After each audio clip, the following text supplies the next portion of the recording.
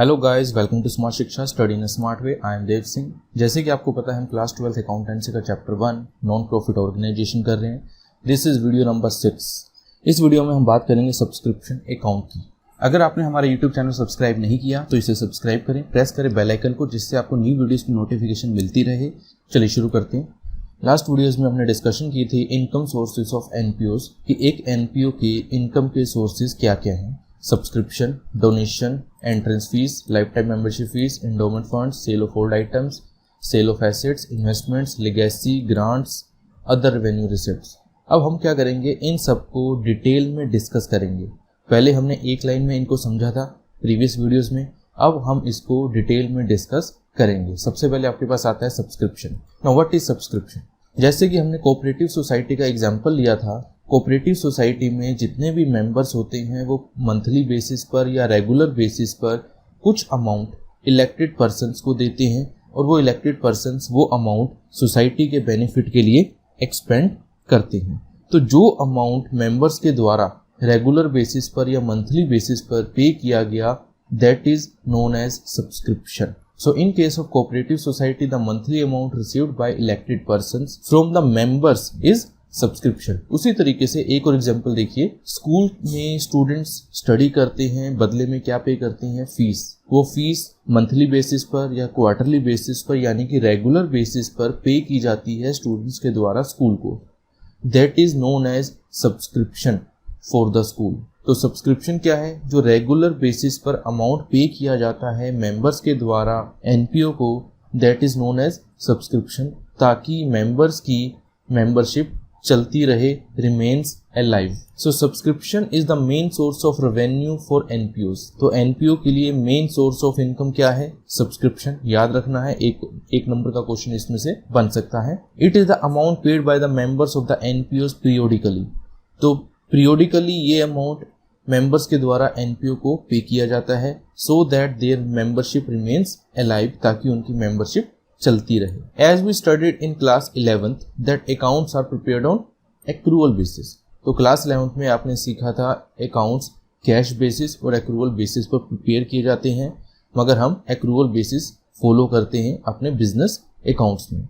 So we have to calculate amount of subscription या फिर income of current year whether received और not. तो accrual basis पर जब हम अपने अकाउंट्स बनाते हैं तो उसमें हम करंट ईयर की इनकम को इंक्लूड करते हैं, चाहे वो इनकम हमें रिसीव हुई या नहीं हुई।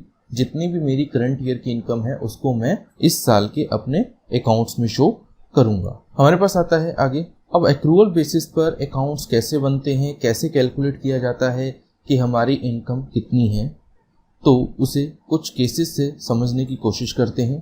पहला case, in a society there are 100 flat members pays ₹500 per month, calculate income of current year. तो एक सोसाइटी में 100 फ्लैट मेंबर्स हैं और हर मेंबर ₹500 पर मंथ पे करता है, तो कैलकुलेट करना है इनकम ऑफ करंट ईयर। बहुत सिंपल सा है। केस 1, हमें कैलकुलेट करना है income of current year. So income of current year. अब करंट ईयर की इनकम कैसे निकालेंगे?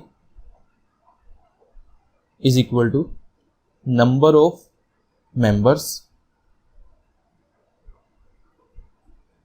मल्टीप्लाई में अमाउंट पर मेंबर। तो नंबर ऑफ मेंबर्स कितने हैं? नंबर ऑफ मेंबर्स हैं 100 और अमाउंट पर मेंबर कितना है? 500 पर मंथ। अगर पर मंथ है तो 12 से मल्टीप्लाई कर देते हैं ताकि पूरे साल का आ जाएगा। तो हमारे पास कितना आ गया? 6 लाख रुपीस।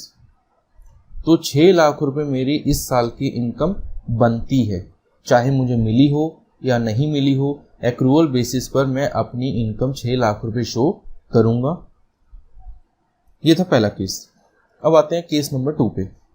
केस नंबर 2 कहता है, in a school there are 1000 students and fees is ₹750 per month. तो 1000 स्टूडेंट्स हैं और 750 पर मंथ वो फीस पे करते हैं। Out of total 50 students does not pay the fees during the month. 50 students ने उस महीने फीस पे नहीं की, हो सकता है आने वाले महीने में कर दें, मगर उस महीने में 50 स्टूडेंट्स ने फीस पे नहीं की। हमें क्या करना है, हमें कैलकुलेट करना है इनकम ऑफ करंट मंथ। अब मंथ की इनकम कैलकुलेट करनी है तो कैसे करेंगे वो देखिए। केस नंबर 2, केस नंबर 2 में हम कैलकुलेट करेंगे इनकम ऑफ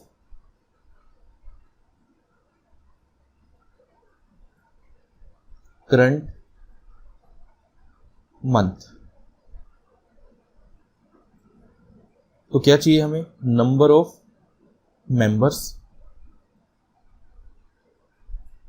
मल्टीप्लाई में amount per member.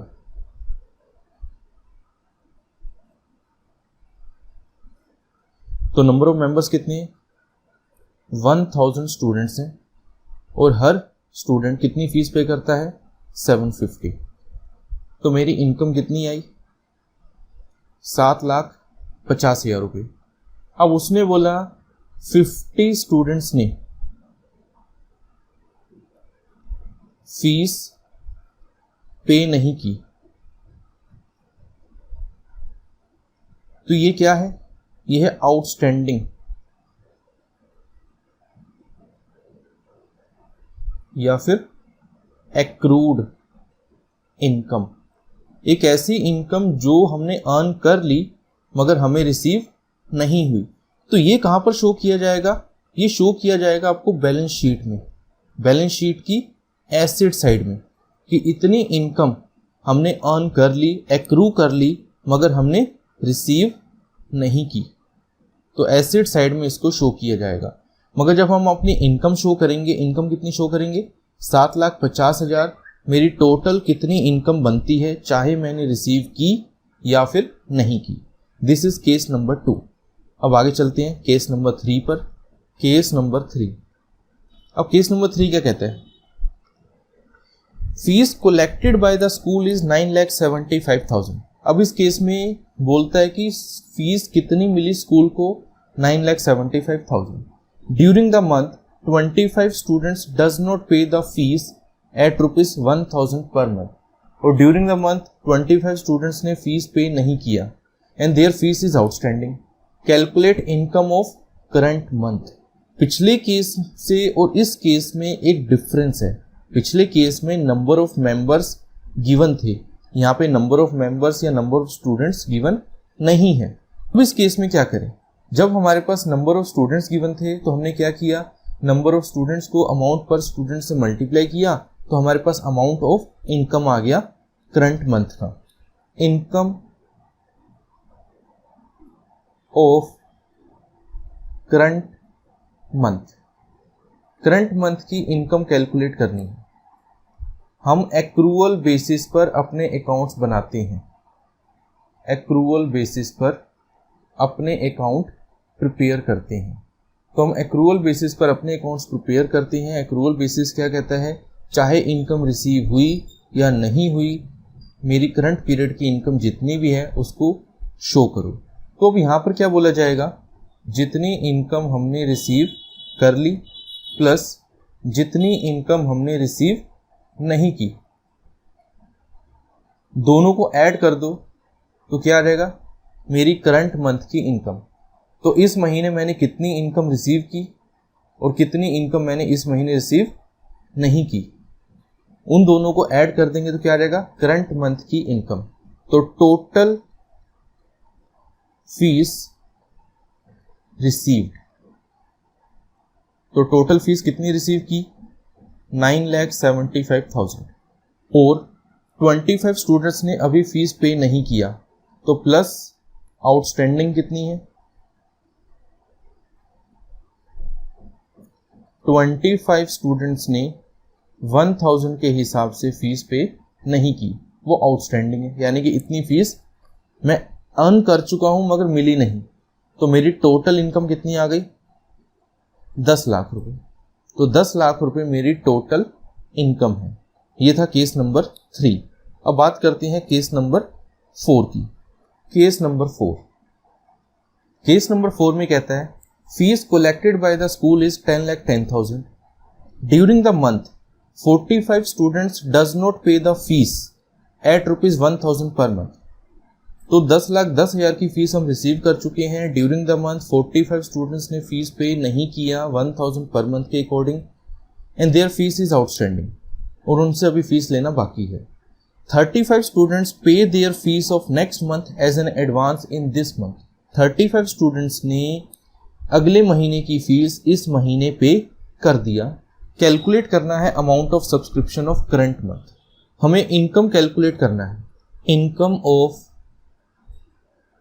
Current month. अब इसको समझेंगे। उसने बोला है करंट मंथ की इनकम। अगर करंट मंथ की इनकम उसने बोला तो क्या इसमें प्रीवियस इनकम को इंक्लूड करेंगे? Answer is no. क्या इसमें नेक्स्ट पीरियड की इनकम को इंक्लूड करेंगे? Answer is no. यहां पे सिर्फ आपने करंट मंथ को लेके चलना है, करंट पीरियड को, ना तो इसमें प्रीवियस पीरियड को लेके चलना है, ना ही इसमें नेक्स्ट पीरियड को लेके चलना है। अगर ये इंक्लूड है तो हम क्या कर देंगे? एक्सक्लूड। अगर कोई ऐसी इनकम जो प्रीवियस या नेक्स्ट मंथ की है, नेक्स्ट पीरियड की है, अगर वो हमारी करंट मंथ में रिसीव हो गई, करंट पीरियड में रिसीव हो गई, तो हम उसे क्या करेंगे? एक्सक्लूड। एक्सक्लूड का मतलब हम उसे डिडक्ट करेंगे। तो आपने क्या करना है? एक्रूअल बेसिस पर इनकम कंप्यूट करना है। एक्रूअल बेसिस पर हम सिर्फ करंट पीरियड की इनकम को लेके चलते हैं। करंट पीरियड में ना तो प्रीवियस ईयर की इनकम को लेके चलना है, ना ही आपने नेक्स्ट पीरियड की इनकम को लेके चलना है, सिर्फ करंट पीरियड की इनकम को लेके चलना है। अगर आपने प्रीवियस पीरियड की इनकम रिसीव किया या फिर नेक्स्ट पीरियड की इनकम रिसीव किया इन एडवांस, तो आप उसको क्या करेंगे? एक्सक्लूड, यानी कि डिडक्ट कर दोगे उस इनकम को। उसी तरीके से आपने करंट पीरियड की इनकम रिसीव नहीं की, नोट रिसीव्ड, तो आप उसे क्या करके चलोगे? इंक्लूड। उसे क्या करके चलेंगे? इंक्लूड, यानी कि उसे ऐड करके चलेंगे। आपने सिर्फ इतना ध्यान रखना है सब्सक्रिप्शन को कंप्यूट करते हुए कि अगर कोई एक ऐसी इनकम जो करंट पीरियड की है और आपने रिसीव नहीं की, तो उसको क्या करेंगे? इंक्लूड करके चलेंगे। एक ऐसी इनकम जो प्रीवियस पीरियड की थी या फिर नेक्स्ट पीरियड की थी, वो अगर आपने रिसीव कर ली तो उसको क्या करके चलेंगे? एक्सक्लूड। इसके बाद एक केस और, अगर करंट पीरियड की इनकम हमने रिसीव कर ली, हम रिसीव कर चुके हैं in previous period. Current period की इनकम हम रिसीव कर चुके हैं प्रीवियस पीरियड में, तो क्या ये प्रीवियस पीरियड की इनकम है? Is this income is of previous period? Answer is no. जो इनकम करंट पीरियड की थी हम प्रीवियस पीरियड में रिसीव कर चुके हैं, यानी कि करंट ईयर की इनकम को हमने प्रीवियस ईयर में रिसीव कर लिया था इन एडवांस, तो क्या वो इनकम प्रीवियस ईयर की मानी जाएगी? Answer is no. तो क्या हमने उसको अपने इनकम एंड एक्सपेंडिचर अकाउंट में शो किया था? नहीं, उसको हमने उस समय इनकम एंड एक्सपेंडिचर अकाउंट में शो नहीं किया था, क्योंकि वो उस पीरियड की इनकम नहीं थी। तो अब हम क्या करेंगे? उस इनकम को यहां पर इंक्लूड करके चलेंगे। उस इनकम को यहां पर इंक्लूड करके चलेंगे। तो 4 चीजों का ध्यान रखना है। पहला पॉइंट आपके पास है, करंट पीरियड की इनकम जो आपने रिसीव नहीं की उसको ऐड करके चलेंगे, इंक्लूड करके चलेंगे। करंट पीरियड की इनकम आप ऑलरेडी रिसीव कर चुके हो प्रीवियस पीरियड में, तो उसको आप क्या करके चलोगे? इंक्लूड, यानी कि ऐड करके चलोगे। फिर आता है आपके पास प्रीवियस ईयर की इनकम आपने इस साल रिसीव की, प्रीवियस ईयर की इनकम आपने इस साल रिसीव किया तो क्या करेंगे, एक्सक्लूड करेंगे। नेक्स्ट पीरियड की इनकम आपने इस साल रिसीव की तो क्या करेंगे, एक्सक्लूड। तो बस ये चीज़ें आपने ध्यान रखनी है। अब आते हैं हम अपने केस पे, केस नंबर 4। तो टोटल इनकम रिसीव्ड, तो टोटल इनकम कितनी रिसीव की, 10,10,000 रुपये। फिर उसने बोला 45 स्टूडेंट्स ने फीस पे नहीं किया तो क्या ये करंट पीरियड की इनकम है, आंसर इज यस। तो क्या करेंगे, add outstanding income of current period. तो कितने स्टूडेंट्स थे, 45 स्टूडेंट्स 1000 के अकॉर्डिंग, तो 45,000। फिर उसने बोला एडवांस इनकम रिसीव्ड, कुछ स्टूडेंट्स ने इनकम एडवांस में पे कर दी तो एडवांस इनकम रिसीव्ड। 35 स्टूडेंट्स ने 1000 के हिसाब से फीस हमें अगले महीने की इस महीने पे कर दी तो क्या वो मेरी इस महीने की इनकम है, नहीं, तो उसको क्या करेंगे, माइनस। तो मेरी इनकम कितनी आई इस महीने की, 10,20,000 रुपये। अगर आपने हमारा YouTube चैनल सब्सक्राइब नहीं किया तो इसे सब्सक्राइब करें, प्रेस करें बेल आइकन को, जिससे आपको न्यू वीडियोस की नोटिफिकेशन मिलती रहे। प्लीज़ शेयर करें इसको अपने फ्रेंड्स के साथ, बाकी स्टूडेंट्स के साथ, ताकि इस फ्री एजुकेशन का बेनिफिट सबको मिलता रहे। थैंक यू, मिलते हैं अगले वीडियो में।